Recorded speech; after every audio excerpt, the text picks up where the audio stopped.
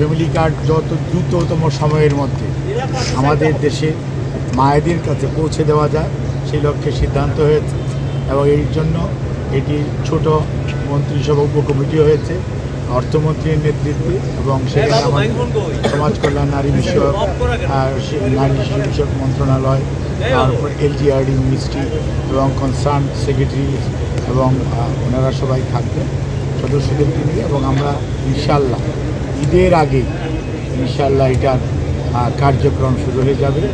এই জন্য আমাদের বিএনপির যে নির্বাচনী ম্যানিফেস্টো ফ্যামিলি কার্ড এটার ব্যাপারে আমরা প্রধানমন্ত্রী অত্যন্ত কনসার্ন এবং আমরা ওনার সহকর্মীরা সবাই এটা দ্রুততম সময়ের মধ্যে বাস্তবায়ন করার ব্যাপারে এবং এটাকে ইউনিভার্সাল করা হবে।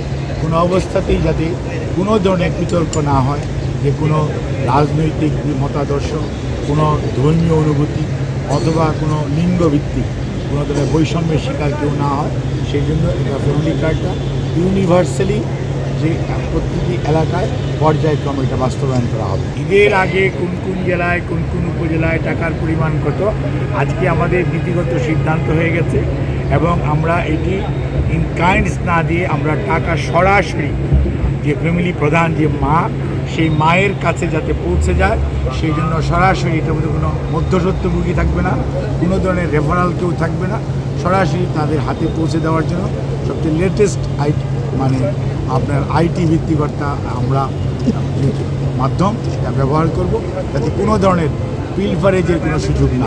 এখন বিভিন্ন যে কার্ড আছে সেই সমস্ত কার্ড চলমান থাকবে আর ফ্যামিলি কার্ড টোটালি বাংলাদেশ জাতীয়তাবাদী দলের একটা নতুন ইনিশিয়েটিভ। জনাব তারেক রহমান সাহেব আমাদের প্রধানমন্ত্রী আজকে থেকে 2.5 বছর আগে থেকে উনি এটা বলেছেন এবং সেটি বাস্তবায়নের দিকে বিএনপি জনাব তারেক রহমানের নেতৃত্বে এই সরকার এগিয়ে যাচ্ছে। ফিগারটা এখনও আমরা ফিগারাইজ করি নাই, বাট এটি এখন যা পাচ্ছে যেগুলো তার চেয়ে অনেক বেশি মানে। এই ধরনের আমাদের মন্ত্রী পরিষদ উপকমিটি হয়েছে এবং আগামী 3 দিনের মধ্যে ইনশাল্লাহ আমরা রিপোর্ট দেব। আমাদের রবিবার দিন মিটিং হবে, মঙ্গলবারের মধ্যে ফাইনাল হবে, তার পরবর্তীতে মাননীয় প্রধানমন্ত্রীর উপর উপস্থাপন করা হবে। এর পরবর্তীতে অ্যামাউন্টের কথা যেটা জানতে চাচ্ছে সেটা আমরা তাকে স্পষ্ট করে বলতে পারবো। এই মুহূর্তে আশ্বস্ত করতে পারি এখন যত ধরনের কার্ড প্রচলিত আছে, যত ধরনের ভাতা প্রচলিত আছে, ইনশাল্লাহ তার চেয়েও দ্বিগুণেরও বেশি ভাতা হবে।